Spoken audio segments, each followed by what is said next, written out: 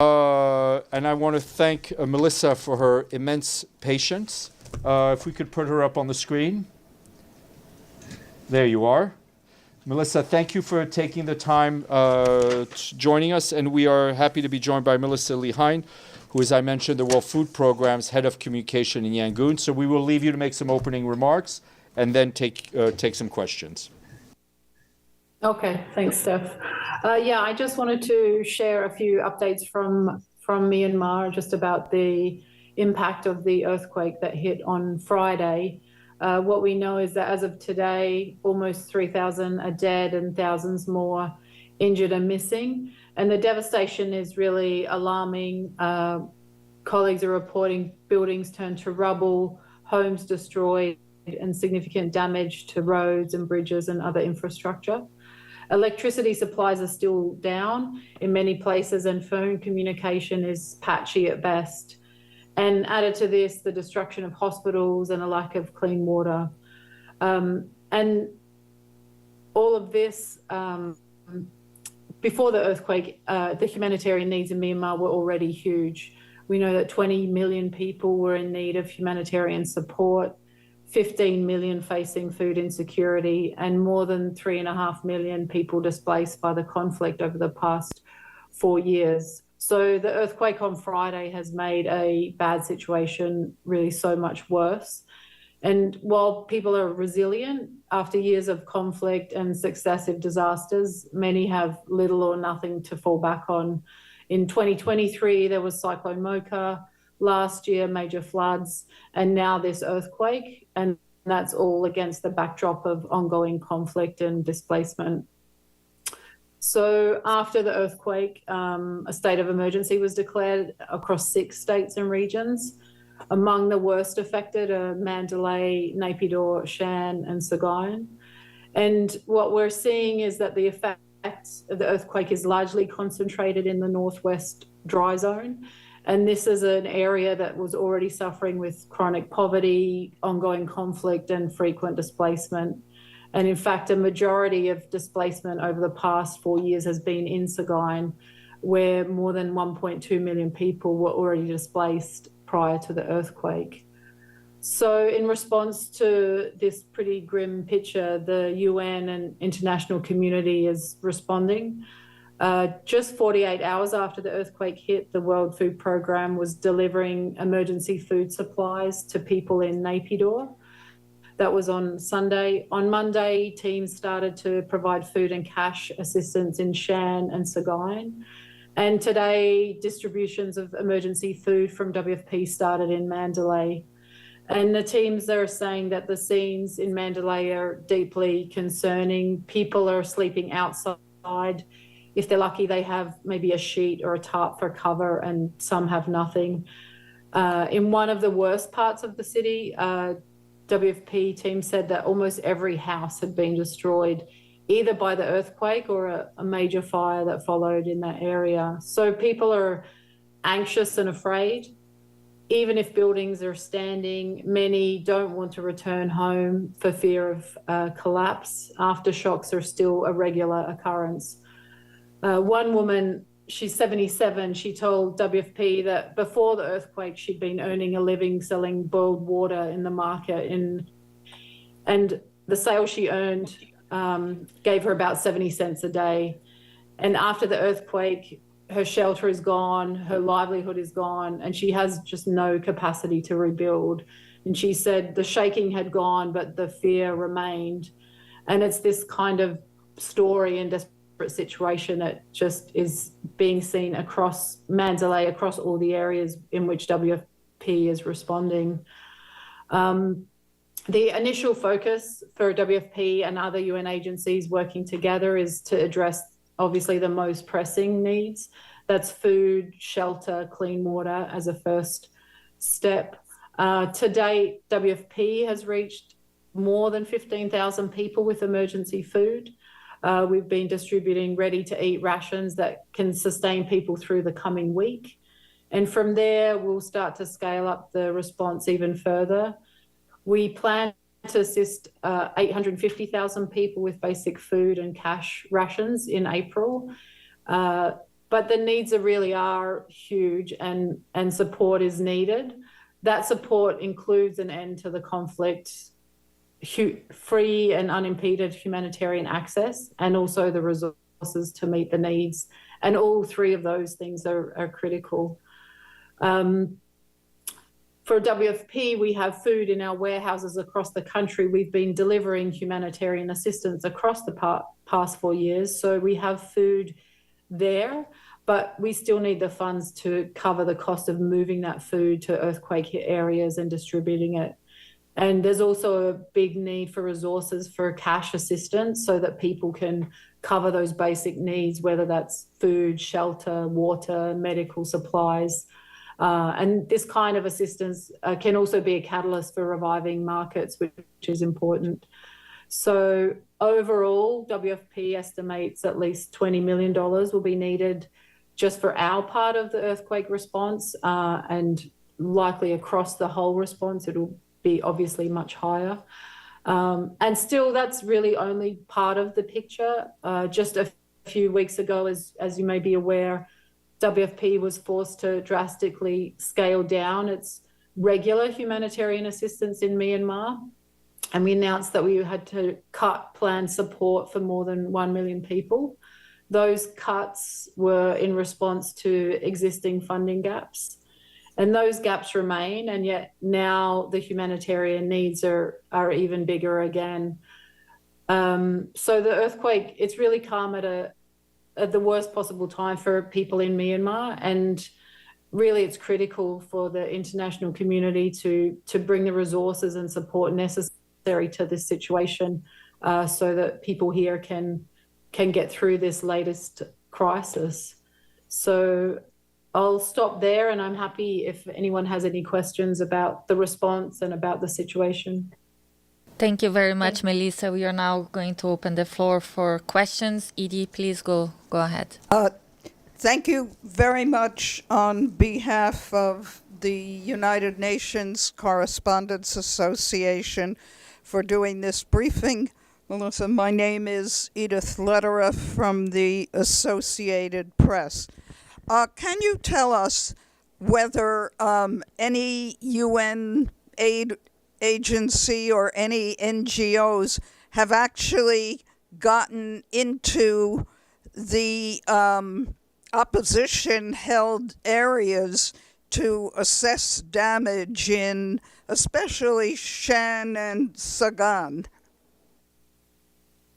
So what we know is the initial focus is on the urban area of Mandalay, which is where the brunt of the kind of epicenter of the impact is. But our teams are doing needs assessments all over. We've had WFP teams in different parts of the country, Shan, Sagaing, working over the past 4 years, and they're working at the local level to access areas and people that need support wherever they are. So that work is continuing. As humanitarians, we coordinate our efforts with anyone on the ground that we need to, that is required so that our humanitarian support can get through. So that continues. I mean, it is a very challenging situation on the ground, as I'm sure you're aware. It's very complex, different groups in control of different areas. So for WFP and other humanitarian partners, we take the same approach as we have been, just doing what we can and to get access to people that need our help. They seen in those areas not controlled by the government. I'm sorry. What have they seen in those areas not controlled by the government?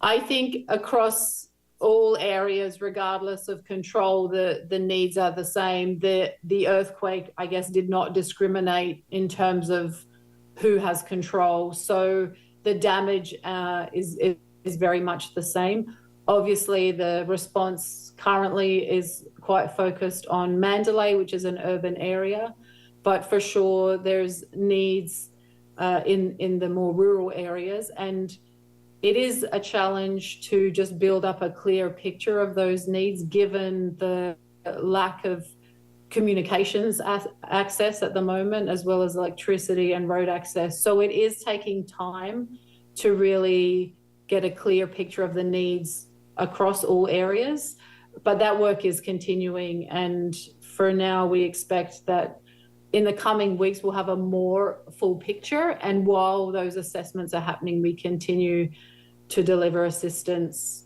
across all the areas. Thank you so much, and thank you, Melissa. It's Pamela Falk. Can you hear? U.S. News and World Report. Thank you. First, the two minor questions. One is all the aid from you and other agencies and governments getting in? Is the military stopping any aid or diverting any aid? And the second is the heavy machinery that's needed to find people that are trapped. Is that getting in, and are the countries that would usually sending it? Thank you. So I can't speak fully to that. For World Food Programme, our resources, food, we have that in the country. We procure rice and pulses locally. We have those food supplies in our warehouses, and that's what we're distributing. So that's our focus. We are seeing reports of international rescue crews coming in, and also the lack of machinery. I can't speak to what attempts there have been to kind of increase access to that heavy machinery for rescue efforts. For us, the focus is on the response and the immediate needs. So different humanitarian partners, I guess, are working across the different aspects of the response. So I can speak to the food part of the response and those meeting those urgent needs, but beyond that we have the food resources in the country. Now it's just a challenge of having the funds to move them where we need to. Follow up, just is any food aid being blocked going anywhere? So far, no reports of that from our teams. The response is in its very early days. 48 hours after we were there responding with food assistance in Naypyidaw and then Sagaing, Shan, now Mandalay. So to date, there's been no challenges for us, but as I mentioned, we've reached 15,000 people so far. The plan is to reach 850,000. And the operating environment is complex. That has been the case for the past 4 years. We've been delivering assistance for the past 4 years, responding to people displaced by conflict. So I expect those challenges will continue, and our teams will continue to work at the local level to navigate that complexity.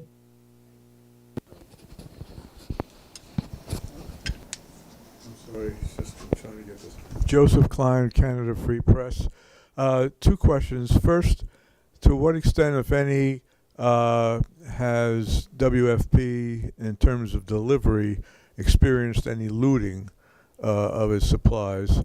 And secondly, you mentioned funding gaps even prior to the earthquake. I want to know, to what extent could you say that might have been exacerbated by the drastic cuts in U.S. aid funding and programs by the Trump administration, or whether the funding gap is reflective of a larger, more global problem in terms of not supplying enough money for the pay for the needs that you are trying to meet. Maybe I'll answer your second question first. But yeah, I think we're seeing a global trend in humanitarian resources, perhaps shifting to other things, and the overall numbers of funds, the amount of funds is decreasing. And at the same time, humanitarian needs are increasing. Myanmar and as you've heard in the briefing, in many other parts of the world. The needs are huge. So kind of year by year, the needs are increasing, and it seems like humanitarian support is decreasing. So we're having to do more with less, and also looking for other ways to support our humanitarian responses through individual support, through corporate funds. So it's a global situation, and one that we're concerned about given the increasing needs. And in terms of looting, we did have experience last year. There's some changing conflict dynamics on the ground. So WFP, we lost access to some of our warehouses. So we have not, as WFP, have not been able to get back to those locations to independently verify, but there's been reports of looting and damage to those warehouses. So certainly that's a function and of operating in this conflict context. We don't always have control of what's going on around us. So our humanitarian staff, they're really at the front lines, and access can change at any given time depending on the conflict and the security situation on the ground. Please. Excuse me, Evelyn Leopold, Dag Hammarskjöld Fund for Journalists. Are the UN staff regarded with any suspicion that they might be helping the opposition to the government? Do you have to watch it? And secondly, to follow up on Joe's, is there any American aid coming in? Because US aid did have a program there until, 2 weeks ago? Yeah, for our colleagues, it's a challenging situation for them. I mean, what I've seen in my past 3 years here is that they're really kind of living through the crisis and trying to respond to it. The things that we're seeing play out, conflict, displacement, impact of the earthquake, that affects our WFP staff and humanitarians in the same way. We had colleagues lose houses following the earthquake, and then they were back at work delivering support. The same is true after, families displaced or homes damaged as a result of conflict. So there's always that tension there and challenge for people working in these difficult circumstances, for sure. But again, the approach and the way forward is to remain neutral and independent. So we don't get involved in political conflicts. We make sure that our assistance goes directly to the people in need, either directly from WFP or through our partners, our community-based organizations or NGO partners that we work with. So in that way, we maintain those humanitarian principles despite the challenges. And on your second question. It's on the... Follow up on the question of whether any U.S. aid might have been cut off that you were counting on that might have adversely affected your programs. The U.S. has been a long partner of WFP in Myanmar, and we hope that support will continue.